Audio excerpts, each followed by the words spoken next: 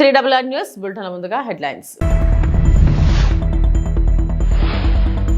గాంధీ 78వ వర్ధంతి. రాజ్ఘాట్ వద్ద మహాత్మా గాంధీకి నివాళులర్పించిన ప్రధాని మోడీ.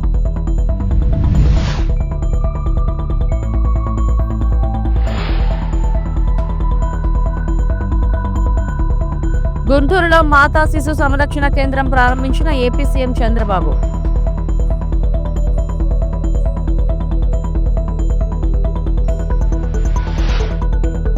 ఢిల్లీ మీటింగ్ ను బాయ్కాట్ చేయాలి. రాష్ట్ర ప్రభుత్వానికి హరీష్ డిమాండ్.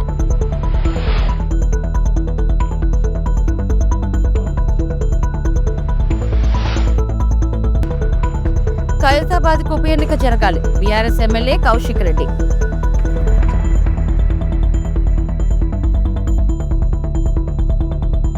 మహాత్మా గాంధీ 78వ వర్ధంతి సందర్భంగా ప్రధానమంత్రి నరేంద్ర మోడీ రాజ్ఘాట్ వద్ద మహాత్మా గాంధీకి నివాళులు అర్పించారు. రక్షణ మంత్రి రాజ్నాథ్ సింగ్, రక్షణ శాఖ సహాయ మంత్రి సంజయ్ సేత్, కేంద్ర మంత్రి మనోహర్ లాల్ ఖట్టర్ కూడా హాజరయ్యారు.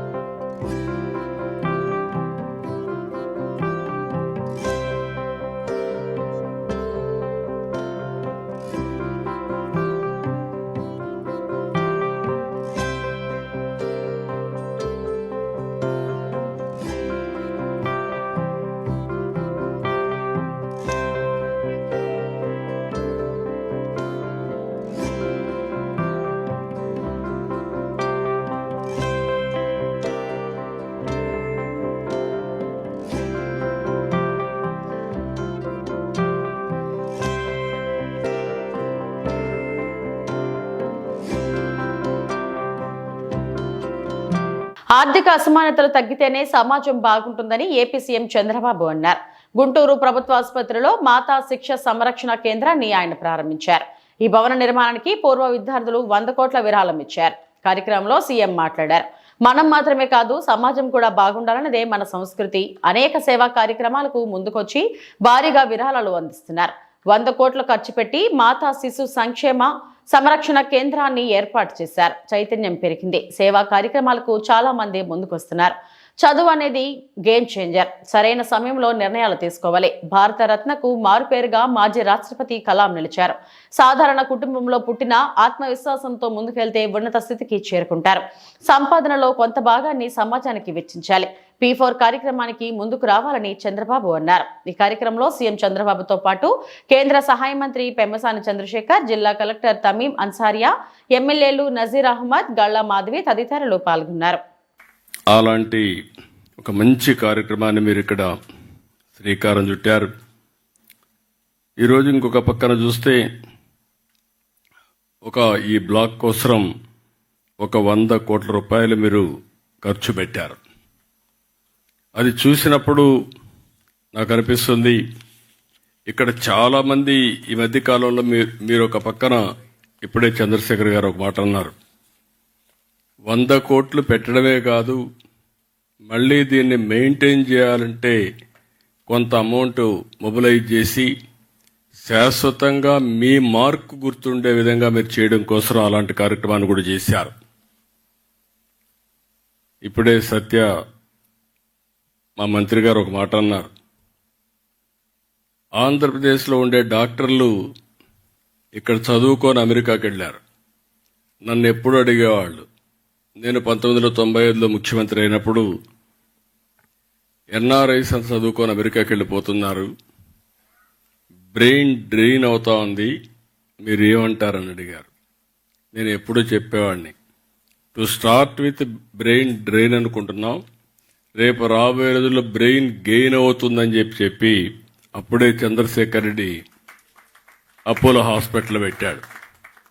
ఈరోజు మిమ్మల్ని చూస్తే ఇది ఒక ఎగ్జాంపుల్. నాట్కో కూడా ఇక్కడ దగ్గర ఒకసారి 17-19 45 కోట్లు ఖర్చు పెట్టారు, 26లో ఒక 15 కోట్లు ఖర్చు పెట్టారు. అదే మరి ఇంకొక పక్కన క్యాన్సర్ మెయింటెనెన్స్కి ఒక 12 కోట్లు ఖర్చు పెట్టారు. ఇటీవల వేరియస్ డిపార్ట్మెంట్స్ దీనికోసం ఒక 12 కోట్లు ఖర్చు పెట్టారు. అంటే దగ్గర ఒక సింగిల్ కంపెనీ కింద ఒక 89 కోట్లు దగ్గర ఖర్చు పెట్టారు. వాళ్ళు మనస్ఫూర్తిగా అభినందిస్తున్నా ఇక్కడుండే దీని ప్రకారం. ఇంకొక పక్కన మీరు ఒక్కసారి చూస్తే మీరిచ్చిన స్ఫూర్తి కానీ మిగిలిన వాళ్ళు కానీ ఇక్కడ గుంటూరులో కూడా మిలీనియం బ్లాక్ ఎక్స్టెన్షన్ 16 కోట్లు ఖర్చు పెట్టారు. విశాఖపట్నం ఆంధ్ర మెడికల్ యూనివర్సిటీ కాలేజీకి సెంటరీ బ్లాక్ 60 కోట్ల రూపాయలు వెచ్చించి వాళ్ళు ఖర్చు పెట్టారు. కాకినాడ హాస్పిటల్కు 40 కోట్లు ఖర్చు పెడుతున్నారు. కర్నూలు మెడికల్ కాలేజీకి ఒక 25 కోట్లు ఖర్చు పెడుతున్నారు. అంటే ఇప్పుడిప్పుడే చైతన్యం పెరిగింది, కమిట్మెంట్ వచ్చింది. ఈ విధంగా ఒక స్ఫూర్తిని తీసుకొచ్చిన ప్రతి ఒక్కరిని కూడా మనస్ఫూర్తిగా అభినందిస్తున్నాం. ఇది కాకుండా నేను ఆలోచించేది, ఎన్నోసార్లు నేను జన్మభూమి ఒక కార్యక్రమం ఇచ్చాను. ఆ రోజు ప్రపంచంలో ఉండే అందరూ కూడా వచ్చి వాళ్లకు తోచిన విధంగా వాళ్ళ గ్రామంలో అభివృద్ధి చేశారు, తల్లిదండ్రుల పేర్లు పెట్టుకున్నారు, ఇక్కడ అభివృద్ధికి దోహదం చేశారు. ఒక స్ఫూర్తిదాయకంగా ఆ రోజు ముందుకు పోయారు. విశాఖపట్నంలోని గీతం యూనివర్సిటీ వివాదాస్పద భూములపై వైసీపీ నిరసన వ్యక్తం చేసింది. ఈ సందర్భంగా జీవీఎంసీ ధర్నా చౌక్ దగ్గర వైఎస్ఆర్ కాంగ్రెస్ పార్టీ ఆధ్వర్యంలో శాంతియుత నిరసన దీక్ష చేపట్టారు. గీతం యూనివర్సిటీకి సంబంధించిన భూ దోపిడీని అరికట్టాలని డిమాండ్ చేస్తూ పార్టీ శ్రేణులు ఈ ధర్నాకు దిగాయి. ఈ నిరసనలో భాగంగా జీవీఎంసీ కౌన్సిల్ సమావేశానికి నల్ల కండువాలు ధరించి వైసీపీ నేతలు వెళ్లారు. ఈ నిరసన కార్యక్రమంలో మాజీ మంత్రులు బొత్స సత్యనారాయణ, గుడివాడ అమర్నాథ్, కన్నబాబుతో పాటు ఎమ్మెల్సీలు, కార్పొరేటర్లు పాల్గొని ప్రభుత్వ విధానాలపై తీవ్ర విమర్శలు చేశారు. కౌన్సిల్ సమావేశం జరిగితే కౌన్సిల్ సమావేశంలో సభ్యులందరం కూడా వెళ్ళి ఈ దోపిడిని అడ్డుకట్టేయడానికి ప్రయత్నం చేస్తాం. చేసిన ఇక్కడికి వచ్చిన కార్పొరేటర్లు అందరికి కూడా మనస్ఫూర్తిగా వాళ్ళ తాలూకా ఏదైతే పార్టీ నిర్ణయం ఉందో, ఏదైతే భూ దోపిడీ ఉందో దాన్ని అడ్డుకోవడానికి కార్పొరేట్లు ఇవాళ చేసిన ప్రయత్నానికి మనస్ఫూర్తిగా ప్రతి ఒక్కరిని కూడా కార్పొరేట్ని అభినందిస్తున్నాను. ఇది ఉద్యమ స్ఫూర్తి. ఈ విశాఖపట్నంలో అలాంటి దోపిడీ జరగకూడదని ప్రజాప్రతినిధులుగా మీరు చేస్తున్న ప్రయత్నం ఇది అవసరం. ఏదైతే కూటమి ప్రభుత్వం, తెలుగుదేశం ప్రభుత్వం ఇవాళ చంద్రబాబు నాయుడు గారు ఏ రకంగా ఈ దోపిడీ చేస్తున్నారో దాన్ని అడ్డుకట్టేయడానికి ఉన్న మన కార్పొరేట్లు అందరూ కూడా ఇవాళ చేసిన ప్రయత్నానికి నిజంగా హ్యాండ్స్ అప్. ఇవాళ చూశాను కౌన్సిల్లో, నేను కూడా కూర్చున్నాను. వాళ్ళకి అధికార బలం ఉందని, మతం ఉందని, అధికార మతంతో ఉన్న సంఖ్యాబలంతో మన కార్పొరేట్ల మీద దౌర్జన్యం చేసి సుమారు 8 కార్పొరేట్లకు వచ్చి వాళ్ళు వచ్చి మరి దెబ్బలు గాయాలైనాయి. ఒకరికి కాదు, ఇద్దరికి, ఎనమండుగురికి, ఒకరు కాదు, ఇంక్లూడింగ్ డిప్యూటీ మేయర్కి దీంట్లో భాగస్వాములు కావాలని చెప్పి మనస్ఫూర్తిగా ఈ వేదిక మీద నుంచి వాళ్ళు కూడా కోరుతున్నాను. మళ్ళీ మనం చేస్తున్నాను. ఇవాళ కౌన్సిల్ ఇవాళ DVMCలో మున్సిపల్ కార్పొరేషన్లో జరిగిన పరిణామం చాలా దురదృష్టకరం, చట్ట వ్యతిరేకం. ఎక్కడ కూడా ప్రొసీడింగ్స్ జరగలేదు, ఏ ఒక్కటి జరగలేదు. అవన్నీ కూడా ఫ్యాబ్రికేటెడ్, అధికారుల నుంచి ఎక్కలేదు. మీరే ఒకటి నుంచి ఒకటి ఆమోదించావు, 2 ఆమోదించావు, 3 అని వరుసపెట్టి ఆయనకు వచ్చిన నోటుకు వచ్చి అంకించి చదువుకొని ఆయన వెళ్ళిపోయిన నేపథ్యం ఇది. ఖైరతాబాద్ ఎమ్మెల్యే తానం నాగేందర్ అనర్హత పిటిషన్ పై స్పీకర్ గడ్డం ప్రసాద్ చేపట్టిన విచారణకు బీఆర్ఎస్ ఎమ్మెల్యే పాడి కౌశ్ రెడ్డి హాజరయ్యారు. మున్సిపల్ ఎన్నికల హడావిడి ఉన్నప్పటికీ తాను హాజరైనట్లు తెలిపారు. విచారణ అనంతరం ఆయన మీడియాతో మాట్లాడారు.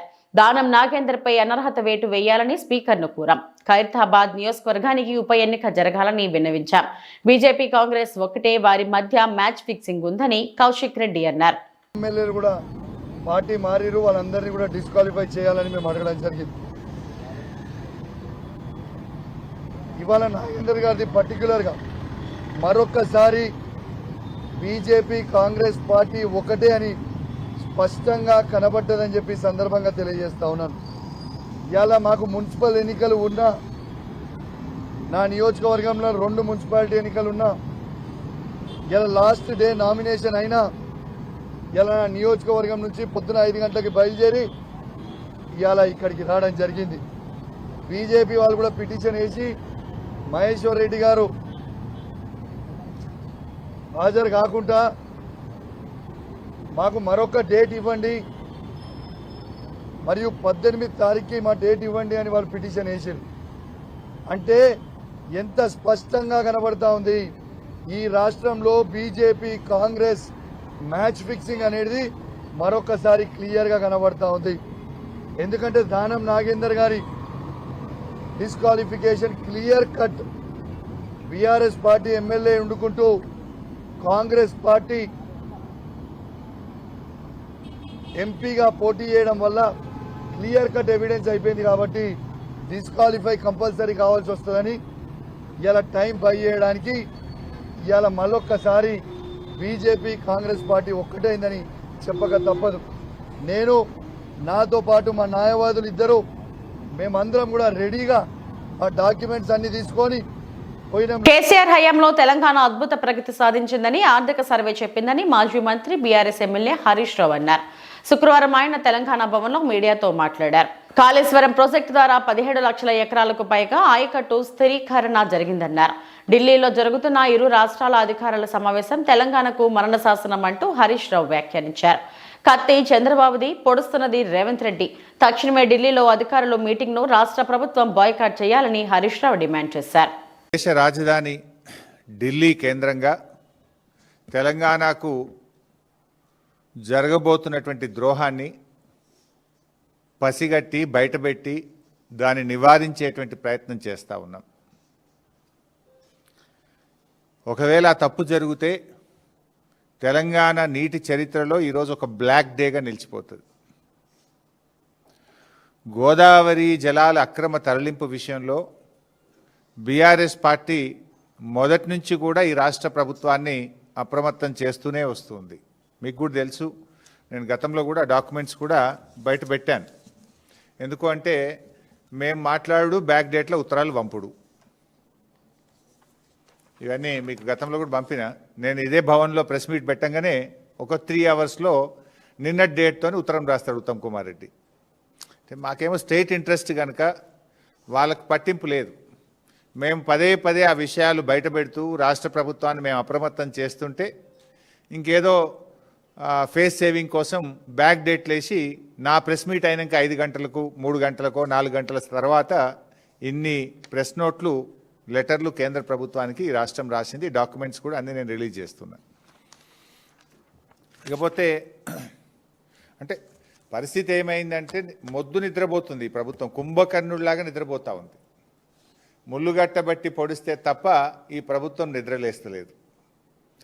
అది గోదావరి బనకచెర్ల ప్రాజెక్ట్ అయినా, గోదావరి నల్లమల్ల సాగర్ ప్రాజెక్ట్ అయినా జరిగేది మాత్రం గోదావరి జలాల దోపిడీ, జరిగేది మాత్రం తెలంగాణకు నష్టం.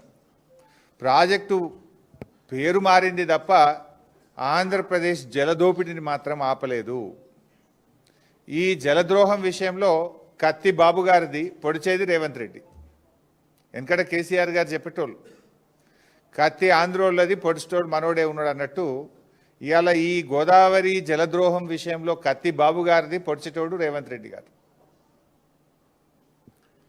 ఇప్పుడు సమైక్య రాష్ట్రంలో ఆనాడు కృష్ణా నదీ జలాల్లో తెలంగాణకు తీరని ద్రోహం చేసింది కాంగ్రెస్. ఈరోజు గోదావరి జలాల్లో కూడా తీరని ద్రోహం చేస్తున్నది నేటి కాంగ్రెస్. ఇది మరో చారిత్రక ద్రోహం. ఈరోజు ఢిల్లీలో జరగబోతున్నటువంటి సమావేశం అది తెలంగాణకు మరణ శాసనం లాంటిది. పోలవరం నల్లమల్ల సాగర్ విషయంలో మొదటి నుంచి కూడా రేవంత్ రెడ్డి గారి ప్రభుత్వం ఒక ప్లాన్డ్గా ఆంధ్రప్రదేశ్ ప్రభుత్వానికి సహకరిస్తూ వస్తుంది. ఇప్పుడు ఆ కుట్రల తీరు మీకు తెలియదేం కాదు. ఢిల్లీలో మీటింగ్ జరిగినప్పుడు ఆనాడే బీఆర్ఎస్ హెచ్చరించింది మీటింగ్ పోవద్దు నువ్వు అని. పోనంటూనే మీటింగ్కు పోయిండు. సంతకం పెట్ట అంటూనే సంతకం పెట్టిండు. ఎజెండాలో లేనే లేదని బుకాయించిండు. కమిటీ వెయ్యను అన్నాడు, కమిటీ వేసిండు. సుప్రీంకోర్టులో కేసు ఏవయ్యా బాబు అని మేము ముళ్ళుగట్టబట్టి పొడిస్తే ఆంధ్రప్రదేశ్ గోదావరి నల్లమల్ల సాగర్కు టెండర్లు పూర్తయి అవార్డు ఇచ్చి కాంట్రాక్ట్ అగ్రిమెంట్ అయినాక సుప్రీంకోర్టులో కేసు వేసిండు. పోనీ వేసిన కేసన్న చక్కగేసిండా అంటే చెల్లని విరిట్టేసిండు, మళ్ళీ వాపస్ తెచ్చుకున్నాడు. దానికి సూటు బూట్ వేసుకొని పోయిండు ఉత్తమ్ కుమార్ రెడ్డి. మెదక్ జిల్లా నర్సాపూర్లో మున్సిపాలిటీ ఎన్నికల నామినేషన్ కార్యక్రమంలో భాగంగా బీజేపీ అభ్యర్థులకు మద్దతుగా ఎంపీ రఘునందన్ రావు నామినేషన్ దాఖలు చేసేందుకు హాజరయ్యారు. ఈ సందర్భంగా ఆయన మాట్లాడుతూ మున్సిపల్ ఎన్నికలు జరుగుతున్న సమయంలో మాజీ ముఖ్యమంత్రికి నోటీసులు ఇవ్వడం కాంగ్రెస్ బీఆర్ఎస్ పార్టీలు కలిసి ఆడుతున్న నాటకమని విమర్శించారు. ఒకరు నోటీసులు ఇవ్వడం మరొకరు తీసుకోవడం తప్ప ఫోన్ ట్యాపింగ్ కేసులో ఇప్పటివరకు ఎవరిని అరెస్టు చేయలేదన్నారు. పట్టణాలలో బీజేపీకి పెరుగుతున్న ఆదరణను చూసి తట్టుకోలేక కాంగ్రెస్ బీఆర్ఎస్ పార్టీలు పేపర్లో తమ పేర్లు కనిపించేలా వ్యవహరిస్తున్నాయని ఆరోపించారు. అలాగే బీఆర్ఎస్ నుంచి పోటీ చేసిన ఎంపీ అభ్యర్థి వెంకట్రామరెడ్డి డబ్బులతో నర్సాపూర్ను కొనేయాలని చూస్తున్నారని, నర్సాపూర్ అభివృద్ధికి ఆయన చేసినది ఏమీ లేదన్నారు. నర్సాపూర్ మున్సిపాలిటీ కేంద్ర ప్రభుత్వ నిధులతోనే అభివృద్ధి చెందిందని ఎంపీ రఘునందన్ రావు తెలిపారు. ఉన్నటువంటి నర్సాపూర్ మున్సిపాలిటీపై కాషాయం జెండా ఎగిరేయాలనేటువంటి ఒక లక్ష్యంతో ఈరోజు మా అభ్యర్థులందరూ కూడా నామినేషన్ వేయడానికి ఇక్కడికి రావడం జరిగింది. భారతీయ జనతా పార్టీ ఆశీర్వదించినటువంటి అభ్యర్థులతో మాత్రమే మార్పు సాధ్యమవుతుందని పార్టీ చాలా స్పష్టంగా ఒక రకమైనటువంటి మెసేజ్ ఇస్తే ప్రజల నుంచి కూడా దానికి సానుకూలమైనటువంటి స్పందన కనబడతా ఉంది. నర్సాపూర్ నియోజకవర్గంలో ఒక ప్రత్యేకత ఉంది. 10 ఏళ్ళు కాంగ్రెస్ ద్వారా పాలించిన వాళ్ళు ఇలా గులాబీ కండువా కట్టుకొని పాలిస్తూ ఉన్నారు. కాంగ్రెస్ బీఆర్ఎస్ రెండింటి మధ్యలో ఉన్న సంబంధం వీణా వాణీల సంబంధం. ప్రపంచంలో ఉన్నటువంటి ఏ డాక్టర్ కూడా ఆ వీణా వాణీలను ఎట్లయితే విడదీయలేకపోతున్నారో కాంగ్రెస్ టీఆర్ఎస్ పార్టీల మధ్యలో ఉన్నటువంటి బంధం కూడా అట్లాంటి బంధమే. ఆ రెండు పార్టీలను కూడా ఎవరు విడదీయలేరు. ఒక మంచి పాలన రావాలంటే, ప్రజలకు మేలు జరగాలంటే, నర్సాపూర్ మున్సిపాలిటీలో అభివృద్ధి జరగాలంటే అది కేంద్రం ఇచ్చేటువంటి నిధులతోటి నరేంద్ర మోడీ గారి నాయకత్వంలోనే జరుగుతుంది తప్ప ఒకసారి 2 సార్లు 3 సార్లు 4 సార్లు 5 సార్లు ఎమ్మెల్యేలై మంత్రులై అవసరాల కోసం పార్టీలు మారుకుంటూ పోతున్నారు తప్ప నియోజకవర్గంలో మార్పులు రాకపోవడం అనేది బాధాకరమైనటువంటి విషయం.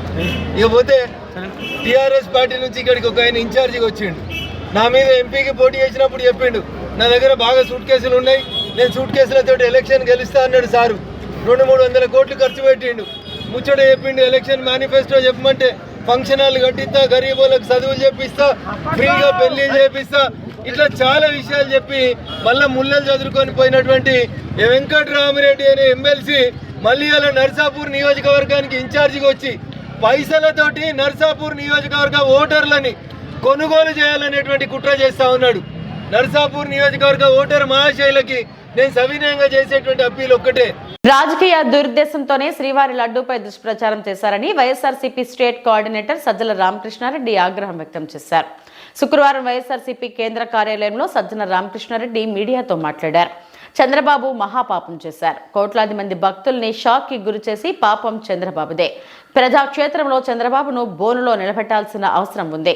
చంద్రబాబు క్షమాపణ చెప్పకపోగా మళ్లీ దుష్ప్రచారం చేస్తున్నారు. శ్రీవారి లడ్డూలో జంతువులు కొవ్వు కలిసిందని తప్పుడు ఆరోపణలు చేశారు. కానీ జాతీయ ల్యాబ్ రిపోర్టులు సైతం చంద్రబాబు ఆరోపణలు తప్పని తేల్చాయి. ఆధారాలు లేని ఆరోపణలు చేసి మాపై నిందలా అని సజ్జల రామకృష్ణారెడ్డి దిగిపట్టారు. మిడ్ స్ట్రీమ్ ఇదే చార్జ్ షీట్ వేయాలి, దాని మీద నడుస్తుంటాయి వాటికి సంబంధించి. బట్ ప్లస్ లీగల్ దీనికి సంబంధించి I think they will discuss and go ahead. మా పాయింట్ వచ్చేసి ఇప్పుడు మనమే ఒక ఆర్గనైజేషన్ నడుపుతున్నప్పుడు ఆర్గనైజేషన్ అంతా 100-200% ఒకే రకంగా ఉంటుంది అని ఎట్లా అనుకుంటారు? తప్పులు జరిగినప్పుడు కరెక్ట్ చేసుకుంటాడు, కరెక్టివ్ మెకానిజం ఉంటుంది, సిస్టమ్స్ ఉంటాయి, విజిలెన్స్లు ఉంటాయి, నడుస్తుంటాయి. అవి సరిగా పెట్టారా లేదా చూస్తూ వాటి మీద డిపెండ్ అయి నడుపుతారు. తప్పులు జరిగినప్పుడు కరెక్ట్ చేసుకుంటూ అంటారు. మళ్ళీ చెప్తున్నా, ఇలాంటి ఆరోపణ కాకపోతే దీని గురించి నేషనల్ డిస్కషన్ ఎందుకు నడుస్తుంది? సుప్రీంకోర్టు అంతా ఇది ఎందుకు వస్తుంది? సుబ్బారెడ్డి గారు సుప్రీంకోర్టుకి ఎందుకు పోతారు? ఆయన కూడా చేసి విచారణ జరుపుకోండి, మీరే జరుపుకోండి, దర్యాప్తు న్యాయస్థానంలో బెయిల్ తేల్చుకుంటామని అనేవాడు. అది చూసేసరికి కంపరం అయితే ఇదెక్కడ మరి ఇంత అభాండం వేస్తాడా అని చెప్పి ఆయన అందులో దాని ఏమంటారు ఖచ్చితంగా 30-35 సార్లు పోయినట్టు శబరిమల వెళ్ళారు. మామూలు భక్తుడు కాదు ఆయన. ఆయన భార్య ఆమె ఇంట్లో ఎక్కడ పోయినా ఇవి నమో వెంకటేశ్వర ఇవి వస్తుంటాయి, కపిలావో ఏవో అది ఇంట్లో ఉంటుంది. ఆ వాతావరణమే డిఫరెంట్ గా ఉంటుంది. వాళ్ళ ఇల్లు, ఆయన మాట్లాడే వాళ్ళు దేవాలయాలకు వెళ్ళడం కానీ ఇంకోటి కానీ అలాంటి వాడిని పట్టుకుని మళ్ళీ ఇంకా అది ఎక్కడికి ఎక్స్ట్రీమ్ క్రిస్టియన్ అని వాళ్ళ ఇష్టం వచ్చినట్టు నోటుకొచ్చినట్టు కరుణాకర్ రెడ్డి క్రిస్టియన్ అని అసలు అది ఎక్కడ ఒక అబద్ధం ఆడి ఒక తప్పుడు మాట మాట్లాడినాక దాన్ని కవర్ చేసుకోవడానికి ఈయన కాదని చెప్పి మళ్ళీ వెనకప్పుడు ఉండే ఆయన డిప్యూటీ సీఎం పవన్ కళ్యాణ్ ఆయన ఏకంగా ఈయనేదో జంతువులకో అంటే జంతువు అంటే ఏదో ఒకటి వేరే ఎవడన్నా అనుకుంటాడు. అట్లా కాదు, ఇది పందికోవు, గొడ్డుకోవు, ఫిష్ ఆయిల్, ఇంకా ఏమేమి ఉన్నాయో వెతకాలనుకున్నాడేమో, కుదరలేదేమో చెప్పి అయోధ్య కూడా పంపించినారన్నారు. మోడీ గారికి కూడా కోపం రావాలనుకుంటా, రావాలా ఆయన కూడా ఇది కావాలను వీటిని అయోధ్య కూడా పంపించారు అన్నాడు. ఏం కిక్కులు మనట్లేదు? సింపుల్ క్వశ్చన్ నేను వేసేది, చంద్రబాబు నాయుడు గారు కానీ పవన్ కళ్యాణ్ గారు కానీ ఎందుకు మాట్లాడట్లేదు? ఇది వచ్చింది మరి అంటున్నా, మీరే అడుగుతున్నారు ఏం సార్ ఎట్లా అంటున్నారు, మరి దాన్ని వదిలేశారని. మరి ఆయన కూడా వచ్చి అవును నేను అన్నాను, ఇప్పటికి కట్టుబడి ఉన్నాను అనమనండి. లేదు అవును అన్నాను, ఏదో నోరు జారాను అనమనండి. ఎందుకు అట్లా? కానీ ఇప్పుడు మీరు మమ్మల్ని అడుగుతున్నారు కదా, అది సరే దీని సంగతి ఏందని, దానికి మేము సమాధానం చెప్తున్నాం. ఎందుకంటే ఏం మా ఎవరు తప్పు లేదు కాబట్టి. ఆయన ఎందుకు అడగలేకపోతున్నారు నాకు అర్థం కావట్లేదు. బయటికి రావట్లేదా చంద్రబాబు నాయుడు గారు? మీడియాను నేను అడుగుతున్నా, చంద్రబాబు నాయుడు గారు బయటికి రావట్లేదా? పవన్ కళ్యాణ్ గారు బయటికి రావట్లేదా? ఎందుకు వాళ్లను? సార్ మీరు ఆ రోజు ఆ మాట అన్నారు కదా, ఇప్పుడు అదైతే లేదని వచ్చింది కదా, దాని మీద మీరు ఎందుకు ఏమంటారు అని ఒక్కరు కూడా అడగట్లేదు ఇంతవరకు. ఆయన చెప్పట్లా, ఎందుకంటే అలాంటి వాళ్ళని కూర్చోబెట్టుకుంటున్నారు. ఆ వైపే చూస్తాడు, అవే ఆన్సర్లు ఇస్తాడు. ఒక్కోసారి వాళ్ళు ఉన్నారు లేదో కూడా తెలియదు, ఎదురుగా చెప్పాల్సిన అవసరం లేదు. భక్తుల మనోభావాలు హర్ట్ అయ్యింది అని వాళ్ళకి చెప్తే సరిపోతుంది. దేవుడి పట్ల అపచారం చేశాను, తెలియక చేశానంటే సరిపోతుంది. మరి ఆయన చెప్పడానికి ఆయన సిద్ధంగా ఉన్నారా, లేక పవన్ కళ్యాణ్ సిద్ధంగా ఉన్నారా? ఎందుకంటే పవన్ కళ్యాణ్ సనాతన ధర్మాన్ని మొత్తం ఆయన ఛాంపియన్ చేస్తున్నారు కాబట్టి ఆయన వచ్చి చెప్తారా? Let us see. రైట్.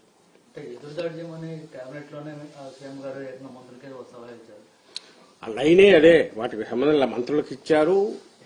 దీని గురించి అది కూడా రాశారు కదా వాళ్ళ పత్రికల్లో, ఎక్కడ చూసినట్టు. దీని గురించి మరి ఇట్లా అప్పుడు ప్రమాదరహితంగా వ్యవహరించిన డ్రైవర్లకు అనంతపురం జిల్లా ఎస్పీ జగదీష్ చేతుల మీదుగా ఘనంగా సన్మానాన్ని శుక్రవారం ఉదయం అనంతపురం నగరంలోని ఆర్టీసీ బస్టాండ్లోని డిపోలో ప్రత్యేకంగా అభినందన సభను నిర్వహించారు. ఈ సందర్భంగా ఆర్టీసీ డ్రైవర్లు అత్యంత బాధ్యతాయుతంగా వ్యవహరిస్తూ ఎలాంటి ప్రమాదాలు చోటు చేసుకోకుండా తమ డ్రైవింగ్ నిర్వహించడమే కాకుండా ఆర్టీసీకి లాభాలు చేకూరే విధంగా చేసిన వారి సేవలు ఎంతో అభినందనీయమని జిల్లా ఎస్పీ కొనియాడారు. ప్రమాదాలు లేకుండా నిర్వహించడం చాలా గర్వకారణమని తెలిపారు. నెంబర్ ఆఫ్ యాక్సిడెంట్స్ ఇంకా తగ్గించాలని మనం కోరుకుంటూ, దాంతో పాటు ఎన్రోల్ అయ్యి అప్పటి నుంచి ఇప్పటిదాకా రాముడు గారు అండ్ ఆంజనేయులు గారు సర్వీస్ ఉన్నప్పటికీ కూడా వారికి 1500 రూపాయలు క్యాష్ అవార్డు ఇస్తూ ఉన్నాము. అపాయింట్ అయ్యారు. ఇప్పటి వరకు చిన్న ప్రమాదం కూడా లేకుండా చక్కగా నిర్వర్తించిన 1 day. సో వీరికి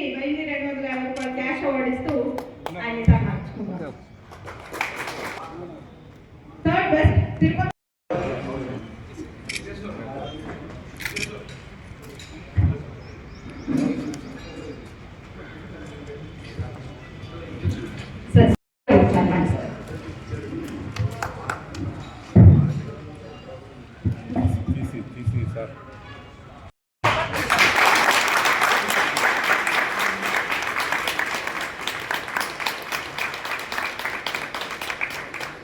మేడం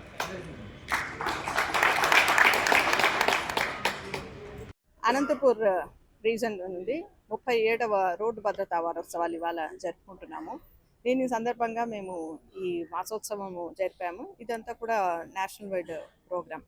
ఇందులో ఏంటి అంటే ఆర్టీసీ అందులో అనంతపూర్ రీజను ప్రతి 1,00,000 కిలోమీటర్లకు యాక్సిడెంట్ రేట్ చూస్తే ఇట్ ఈస్ 0.04, చాలా తక్కువగా ఉంది.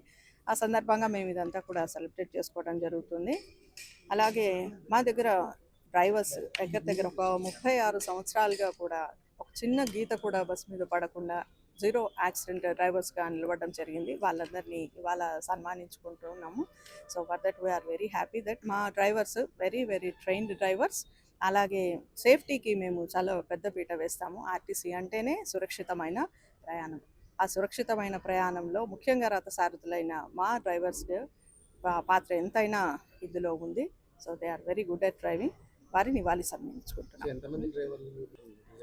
ఇప్పుడు జోన్ తరపున ఇద్దరు మన రీజన్ నుండి వచ్చారు. ఒకరు తాడిపత్రి డిపో అండ్ ఒకరు అనంతపూర్ డిపో. అలాగే రీజన్ బెస్ట్గా ఒకరు ముగ్గురు. అలాగే ప్రతి డిపోకి ముగ్గురిని సెలెక్ట్ చేసాం. 7 డిపోలు ఉంటే 7 డిపోలకి ముగ్గురిని సెలెక్ట్ చేయడం జరిగింది. వీళ్ళు అందరూ సుమారుగా 30 సంవత్సరాల పైనే. అంటే ఫస్ట్ బెస్ట్ వచ్చిన ఇద్దరు జోన్లు అయితే 36 సంవత్సరాలు యాక్సిడెంట్ ఫ్రీ ఉన్నారు. మన రీజన్ వాళ్ళైతే 33 సంవత్సరాలుగా యాక్సిడెంట్ ఫ్రీ డ్రైవర్స్ ఉన్నారు. అలాగా తీసుకోవడం జరిగింది. వాళ్ళను సన్మానించుకోవడం జరిగింది. ఇవి ఇప్పటివరకు నా బులెటిన్ అప్డేట్స్. నమస్తే.